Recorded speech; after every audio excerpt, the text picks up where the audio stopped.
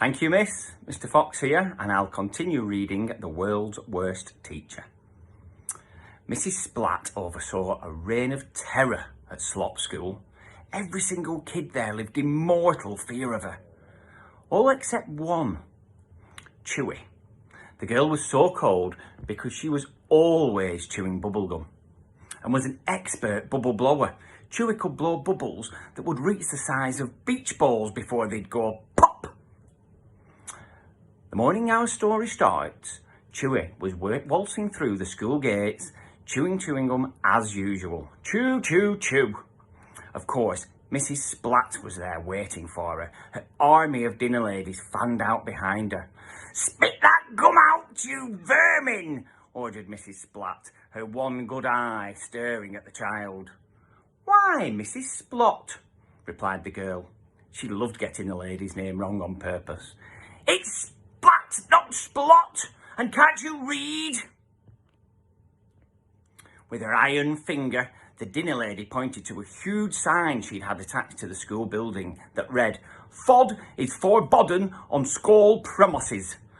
Spelling was not her strong point. "Bubblegum isn't food," stated the girl. "Yes, it is," argued Splatt. "No, it isn't." "Well, what is it then, Miss Cleverknickers?" "It's bubblegum."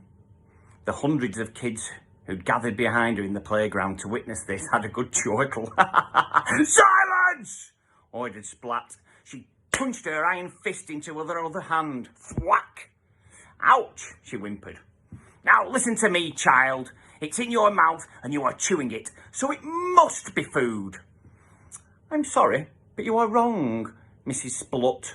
"Splat!" "Whatever. The thing with bubblegum is that you spit it out after you have chewed it, which is what we would all love to do with your disgusting school dinners." "Ha ha ha ha!" chortled the kids. With that, the girl burst a huge bubblegum in the dinner lady's face. Pop! Before swanning off, ha ha ha ha! Splat peeled the pink layer off her face. Before she could get her revenge, the bell rang for the first lesson of the day. Ring! She was boiling with anger. She'd been made to look a fool. Now she was determined to get her revenge. To break this vermin once and for all, Splatt limped to the dining hall, or the Hall of Horrors, as the slop kids called it. Thud, thud, thud went her wooden leg. Once in her kitchen, the dinner lady began to hatch her evil plan. "Today," she announced to her army of dinner ladies, "we will create the most repulsive, inedible, deadly dinner of all time."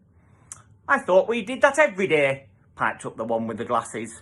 "We do, thank you, but today I want to teach that vermin a lesson she will never forget." "Chewy?" exclaimed the one with the crooked nose. "Yes, you guessed it. I want the food we serve up today to send that nasty little child running for the hills." A cheer went up in the kitchen. Hurrah! Immediately, the dinner ladies set to work.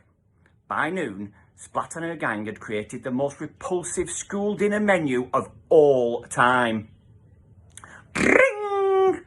The bell rang for lunchtime. Splatt whipped off her wig, gave the counter a good mop, and plonked it back on her head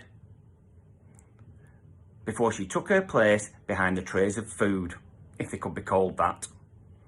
Her iron ladle was in her iron fist, her one good ear listening out for Chewy and her one good eye looking out for her. As soon as Chewy pushed the double doors open into the dining room, clunk, the girl was shocked by the smell. Pong! The food always stank, but today the stink was enough to knock you out.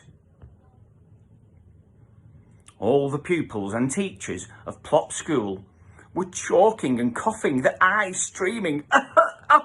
Water, water, call an ambulance! Pinching their nose with their fingers, Chewy nervously approached the food counter. Bubbling away was something that looked like a stew, even though it smelt as though it was a campsite toilet. "We meet again, child," purred Splatt. Good afternoon, Mrs. Splatt, chirped the girl. It's Splatt!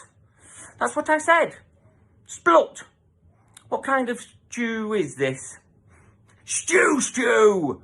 Thundered Splatt, her false teeth shooting out across the Hall of Horrors. Whiz! They landed in some poor child's stinging nettle soup. Doink, splat. Yuck. Fortunately, one of the dinner ladies, the one with the hairy chin, retrieved them for her. Glorious leader. I mean, what kind of meat is it? Asked the girl. Roadkill, replied Splatt, after replacing her false teeth. It looked like a squirrel, although it could have been a fox. Or a big ginger rat. Hard to be sure. The lorry had squished it flat. Splat! Absolutely revolting, was the girl's verdict. Thank you. Thank you.